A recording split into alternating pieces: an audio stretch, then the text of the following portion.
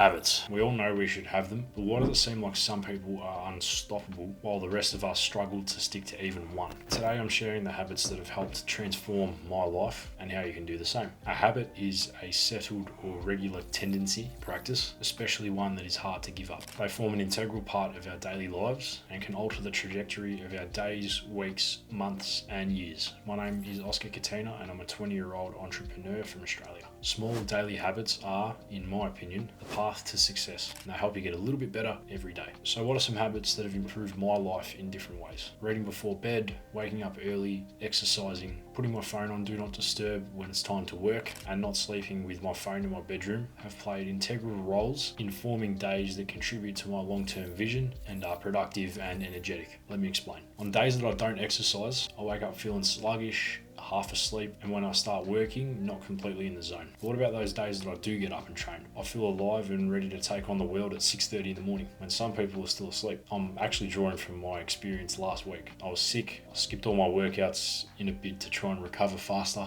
and I had that sluggish feeling every day. If I go back to the week before, I trained every single day, and I wish you all the best trying to get me out of my zone. What about when I read before bed compared to when I don't read before bed? I don't track my sleep, but I do feel like I fall asleep faster after reading rather than when I doom scroll. To me, this is due to how hyperactive our brains get when we're on the phone. We're ingesting blue light from the screen and we're getting little dopamine spikes every second post that we scroll on Instagram or Facebook. The book is much more calming. Great tool for winding down, and it doesn't give off those effects like what the phone does. A doom scroll before I go to bed might mean that it takes me 30 minutes to fall asleep, but with reading, I find that it takes me about 10, and that 20 minutes certainly helps. Reading before I go to bed gets my eyes away from the screen for the final 30 minutes before I go to sleep, which helps me sleep better and wind down. Waking up early, usually between 5 and 6:30, including weekends, gives me a sense of routine in the morning and some consistency with my body clock, which helps me get out of bed a bit easier. Exercising, which for me involves lifting weights and walking, releases a range of chemicals in the brain like dopamine, endorphins and serotonin, which helps me think, gives me clarity and just generally improves my mood overall. Putting do not disturb on my phone when I'm working makes me way more productive than when I'm getting distracted by notifications. This is something that I've recently implemented in the last 12 months or so, and it allows me to get more work done in the same amount of time instead of spending 6 hours working but only 3 hours getting really productive stuff done. Finally, not sleeping with the phone in the room helps me sleep much better and removes the instant dopamine that you get when you open your phone the moment you wake up, which I think encourages me to feel lazy when I first wake up in the morning. I was aware of habits like these and the importance of habits like these way before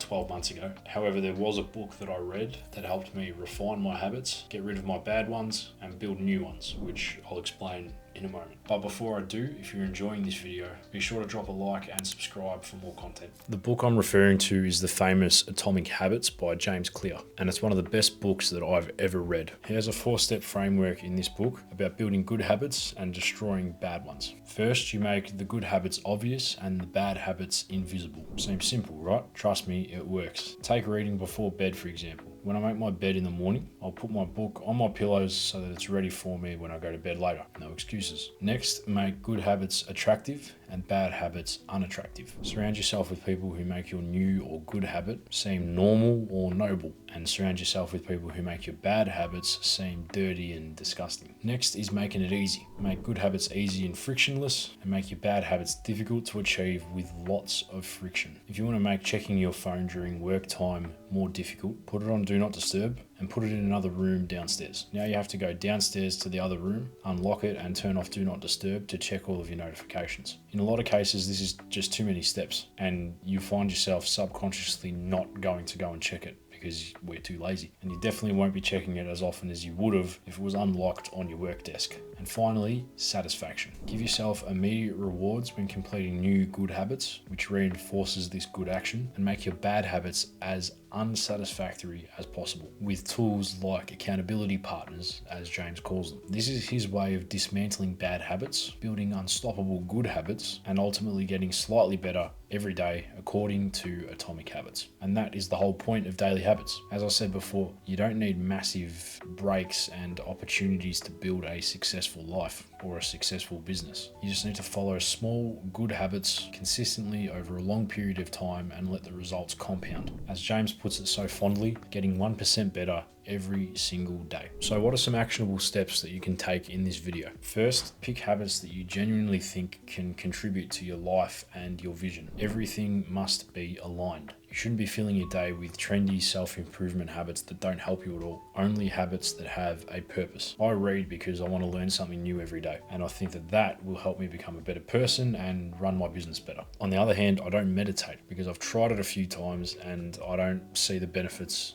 in it at all, to be honest. It felt like it was a waste of time and I didn't feel like it made me any better. So I don't meditate. This is the attitude you need to have to all your habits. Just because it worked for someone else doesn't mean that it's going to work for you. Find what does work for you and then triple down on it. Actionable step number 2 is don't try and start a bunch of habits at once. It can become overwhelming and none of them will succeed. Like any large change, start small and build on it. Pick one habit like doing 30 push-ups every day and get that habit locked into your routine before you go after another one like meditation, prayer, or reading. Actionable step number 3 is to follow the Atomic Habits framework and make the habits obvious, attractive, easy, and satisfying. Do the same thing for your bad habits and make them inconspicuous, unattractive, hard, and dissatisfying. By following these 3 actionable steps, you should have built some good habits, removed some bad ones, and your days should be better aligned with who you want to be. Habits aren't just routines. They're the building blocks of who you're eventually going to become. In my very first video talking about self-reflection, I mentioned a working backwards framework